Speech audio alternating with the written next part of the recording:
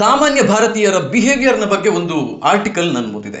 ನಾವು 1.5 ಲಕ್ಷದ ಫೋನ್ ಖರೀದಿ ಮಾಡೋದಕ್ಕಿಂತ ಮುಂಚೆ ಹಿಂದೆ ಮುಂದೆ ನೋಡೋದಿಲ್ಲ. 3 ಲಕ್ಷದ ಬೈಕ್ ಖರೀದಿಯೂ ಕೂಡ ನಾವು ಪಟ್ ಅಂತ ಮಾಡಿಬಿಡ್ತೀವಿ. 10-12 ಲಕ್ಷದ ಕಾರಿಗೆ ಅಪ್ಗ್ರೇಡ್ ಮಾಡಬೇಕು ಅಂದ್ರೂ ಅಲ್ಲಿ ತುಂಬಾ ಆಲೋಚನೆ ಇರೋದಿಲ್ಲ. ಬಟ್ ಒಂದು 590 ರೂಪಾಯಿ ಕೊಟ್ಟು ಸಿಗುವಂತಹ ಇನ್ಶೂರೆನ್ಸ್ ಖರೀದಿ ಮಾಡಿ ಅಂತ ಹೇಳಿದ್ರೆ, ಒಂದು 5,000 ರೂಪಾಯಿಯ SIP ಶುರು ಮಾಡಿ ಅಂತ ಹೇಳಿದರೆ, ಅದನ್ನು ಮಾಡೋದಕ್ಕೆ ತುಂಬ ಟೈಮ್ ತಗೋತೀವಿ, 1000 ಸತಿ ಆಲೋಚನೆ ಮಾಡ್ತೀವಿ. ಕಾರಣ ಏನು ಗೊತ್ತಾ?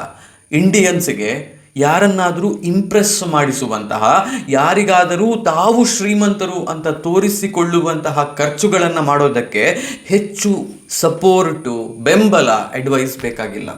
ನೀವೊಂದು 350cc ಬೈಕನ್ನು ವ್ರೂಮ್ ಅಂತ ಸ್ಟಾರ್ಟ್ ಮಾಡಿದ ಕೂಡಲೇ ಸುತ್ತಲಿನ 10 ಮನೆಯವರಿಗೆ ಗೊತ್ತಾಗುತ್ತೆ. ಕೈಯಲ್ಲೊಂದು ಐಫೋನ್ ಇದೆ ಅಂತ ಹೇಳಿದರೆ ಅದರ ಲೋಗೋ ನೋಡಿದ ಕೂಡಲೇ ಜನರಿಗೆ ಓಹ್ ಐಫೋನ್ ಅಂತ ಕಾಣುತ್ತೆ.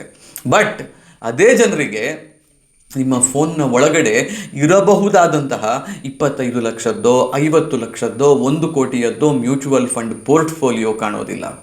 ಇದೇ ಫೋನ್ನಿಂದ 500-600 ರೂಪಾಯಿ ಡೆಬಿಟ್ ಮಾಡಿ ಸಿಗಬಹುದಾದಂತಹ ಇನ್ಶೂರೆನ್ಸ್ ಕಾಣೋದಿಲ್ಲ.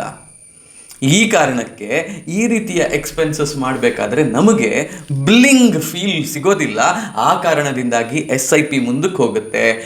ಇನ್ಶೂರೆನ್ಸ್ ನಾಳೆ ಮಾಡಿದ್ರಾಯ್ತು ಅಂತ ಬ್ಯಾಕ್ ಸೀಟಿಗೆ ಹೋಗುತ್ತೆ. ಹೊಸತೊಂದು ಸೆಡಾನ್ನಲ್ಲಿ ಹೊಸ ಫೋನ್ ಹಿಡ್ಕೊಂಡು ಹೋಗುವಂತಹ ಎಷ್ಟೋ ಜನ ಅನ್ಇನ್ಶೂರ್ಡ್, ಅನ್ಇನ್ವೆಸ್ಟೆಡ್ ಜನರನ್ನು ನೋಡುವಾಗ ಇನ್ವೆಸ್ಟ್ ಮಾಡ್ತಿದ್ದಾರೆ, ಇನ್ಶೂರೆನ್ಸ್ ಹೊಂದಿದ್ದಾರೆ ಅಂತ ಹೇಳುವಂತಹ ಒಂದು ಚಂದದ ಬ್ಯಾಡ್ಜ್ ಕೊಟ್ಟು ಅದನ್ನು ಕಾರಲ್ಲೆಲ್ಲಾದರೂ ಡಿಸ್ಪ್ಲೇ ಮಾಡುವ ಅವಕಾಶ ಇದ್ದಿದ್ದರೆ ಇವರು ಇನ್ವೆಸ್ಟ್ ಮಾಡ್ತಿದ್ರು, ಇವರು ಇನ್ಶೂರೆನ್ಸ್ ತಗೋತಿದ್ರು ಅಂತ ಎಷ್ಟು ಸತಿ ನನಗನ್ಸುತ್ತೆ. ನೀವು ಇದೇ ತಪ್ಪನ್ನು ಮಾಡ್ತಿದ್ದೀರಾ. ಬ್ಲಿಂಗಾಗಿ ನಿಜವಾದ ವೆಲ್ತ್ ಅಕ್ಯುಮುಲೇಟ್ ಮಾಡೋದನ್ನು ಮುಂದಕ್ಕೆ ಹಾಕ್ತಿದ್ದೀರಾ? ಯೋಚನೆ ಮಾಡಿ. ಹೋಗಿ ಬರ್ತೀನಿ. ನಾನು ನಿಮ್ಮ ಆಶೀಶ್ ಸಾರಡ್ಕ.